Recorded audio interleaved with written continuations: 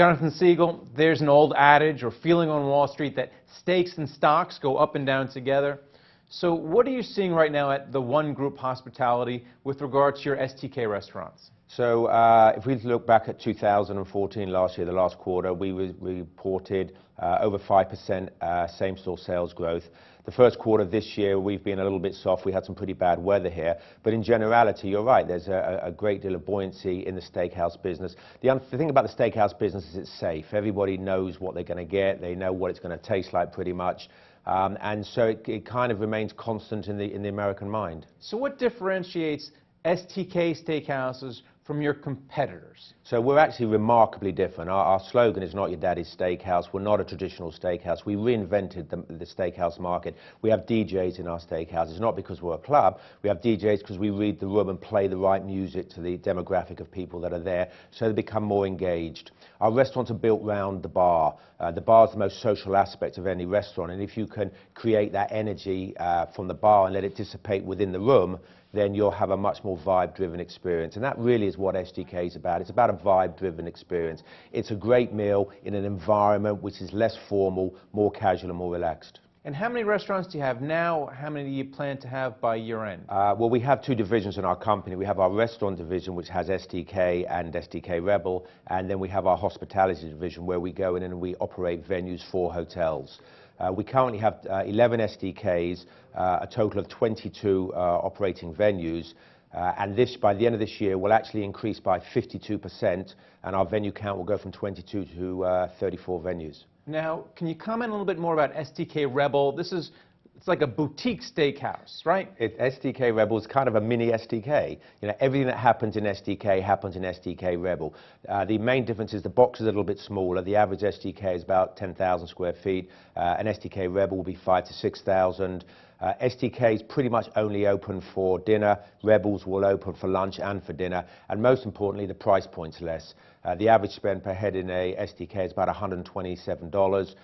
The average spend in a Rebel will be about $55 to $60. And it really is designed for the smaller cities. So it enables us to take the STK brand into cities that maybe not be able to cater for a 10,000 square foot restaurant. And speaking of prices, are you finding you have to pay your labor more? We're seeing it on the low end. Are those higher wages creeping up to the high end? And also, if you can comment on the price of steak. So let's just talk about commodities. We're pretty good buyers. We forward buy a lot of our product. In 2014, we saw a big increase in commodity costs. Our commodity costs actually dropped from 26.3% down to about 25.9%. So even in a year where we were seeing increase, we managed to reduce our commodity costs. And we're pretty confident about maintaining about 26 to 26.5% for 2015, mostly through forward purchasing and forward buying.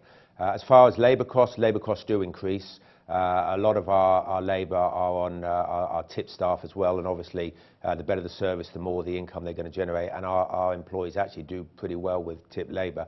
But we follow the rules on minimum wage and all of that. So, but it is creeping up, and we're okay with that, because ultimately the prices start to creep up, and it keeps the balance. Now, I mentioned at the start that when you see a bull market in stocks, you see more steakhouses and more crowded steakhouses here in Manhattan. You know, that said, when it comes to publicly traded steakhouses, it's been a mixed record. You had Morton's get taken out by Landry's, Smith & Wollensky no longer trades. You do trade publicly. You're not a lot of volume now, but you think you're going to be listing on the NASDAQ soon. What are the benefits to being publicly listed? So we went public through a reverse merger in November 2013. And at that point, we were a small private company. We had difficulty accessing capital, being in the restaurant business. And so one of the things that we knew that it was going to do for us was open doors for the capital. But there was a much more important point for us. We trade internationally. We're expanding rapidly into Europe now. And by having a US listing, it gives us the credibility internationally. Also, within our hotel hospitality program, we're working with some pretty major companies, including W Hotels, Starwood, Me Hotels, Amelia.